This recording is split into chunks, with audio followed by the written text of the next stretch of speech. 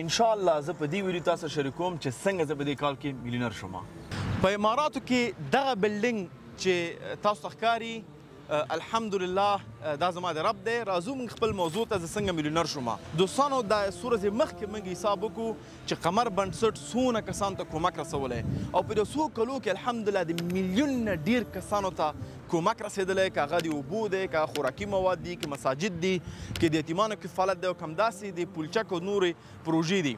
نو زه ډېر زیات شکرګزاره یم د قمر د ټول ټیم نه چې موږ الحمدلله ټول میلیونران شو او هم چې نن د هغه خلکو نه څوک چې موږ سره په دې سفر کې یو ځای وو، چا چې کومک کړی، چا د ویډیوګان زموږ شیر کړي، نیک نظر یې ورکړی دی، نیک انتقاد یې ورکړی، دا ټول میلیونر شوي دي.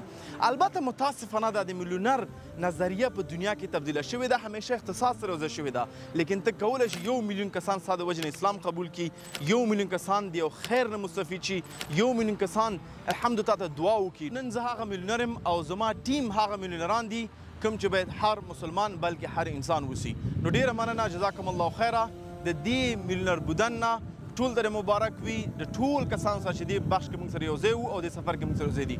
که غواړې ته هم میلیونر شې نو حتما قمر سره یو ځای شه.